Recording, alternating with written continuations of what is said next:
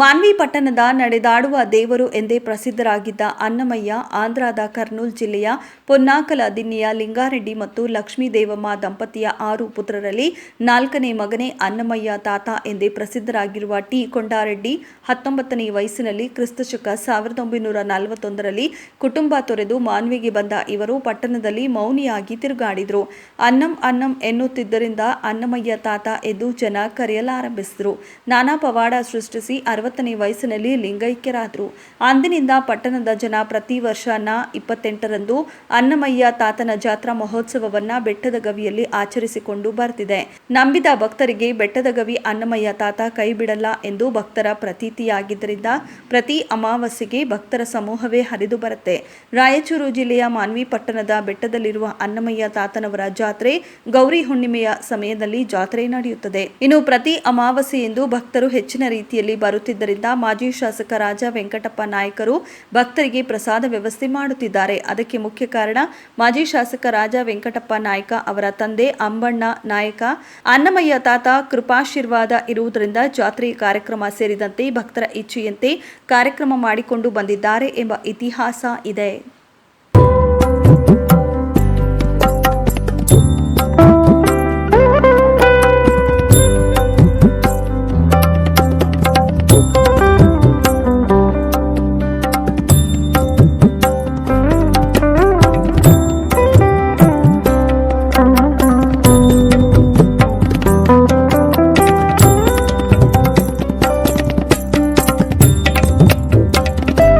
ಅನ್ನಮಯ್ಯ ತಾತನ ಗುಡಿಗೆ ನಾವು ಎಲ್ಲರೂ ಬರ್ತೀವಿ.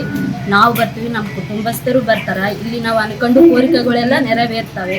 ಪ್ರತಿ ಅಮಾವಾಸ್ಯೆನೂ ಅನ್ನ ಪ್ರಸಾದ ಇರ್ತದೆ. ಭಾಳಷ್ಟು ಜನ ಬಂದು ಹೋಗ್ತಾರೆ ದೇವಸ್ಥಾನಕ್ಕೆ. ಯಾಕಂದ್ರೆ ಇಲ್ಲಿ ಈ ದೇವಸ್ಥಾನದಲ್ಲಿ ನಾವು ಏನಾದರೂ ಅನ್ಕೊಂಡಿರ್ತೀವೋ ಅವೆಲ್ಲ ನೆರವೇರುತ್ತವೆ. ರಾತ್ರಿನೂ ನಮ್ಮ ಹೆಸರು ಶಾಂತ ಅಂತ. ನಮ್ಮದು ತವ್ರ ಮನೆ ಆಂಧ್ರ ಆಲ್ವೀರಿ. ನಮ್ಮದು ಕೊಟ್ಟಿರೋದು ಇಲ್ಲಿ ಮಾನ್ವಿ ಕೊಟ್ಟಿದ್ದಾರೆ. ಕೊನಪುರಪೇಟೆ ನಮ್ಮದು. ನಮ್ಮ ಪ್ರತಿ ಅಮಾವಾಸ್ಯೆನೂ ಬರ್ತೀವಿ ರೀ ಇಲ್ಲಿ ದರ್ಶನಕ್ಕೆ, ಅನ್ನಮಯ್ಯ ತಾತನ ದರ್ಶನಕ್ಕೆ. ಅನ್ನ ಪ್ರಸಾದನೂ ಮಾಡಿ ಹೋಗ್ತೀವಿ. ಎಲ್ಲ ರಾತ್ರಿನೂ ಎಲ್ಲ ವ್ಯವಸ್ಥೆ ಇರ್ತದೆ ಮಲ್ಕೊಳಕ್ಕೆ. ಆಂಧ್ರ ಕಡೆಲಿಂತನೂ ಭಾಳ ಜನ ಬರ್ತಾರೆ. ಎಲ್ಲ ಊಟದ ವ್ಯವಸ್ಥೆನೂ ವೆಂಕಟಪ್ಪ ನಾಯಕ ಅವರು ಮಾಡಿದ್ದಾರೆ.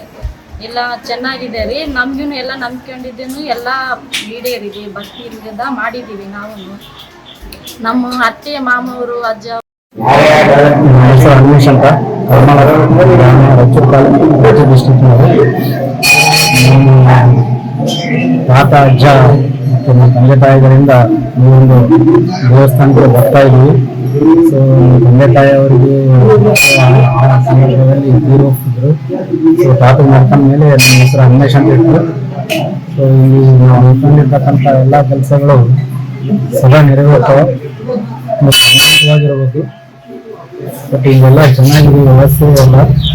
ಊಟದ ವ್ಯವಸ್ಥೆ ಆಗಲಿ, ಕಸ ವ್ಯವಸ್ಥೆ ನಾವೇನು ಅನ್ಕೊಂತೀವಿ ಇಲ್ಲಿ ಕೆಲಸಗಳೆಲ್ಲ ನಡೆಯುತ್ತೆ. ಅಂದರೆ ಪ್ರಾಮಾಣಿಕವಾಗಿರ್ಬೇಕು. ಹೆಚ್ಚಳ ಮನಸ್ಸಿನಿಂದ ಬೇಡಿಕೊಂಡು ಎಲ್ಲ ಕೆಲಸ ಕಾರ್ಯ. ಪ್ರತಿ ಅಮಾವಾಸ್ಯೆಗೆ ಬರ್ತಾರೆ ಸರ್?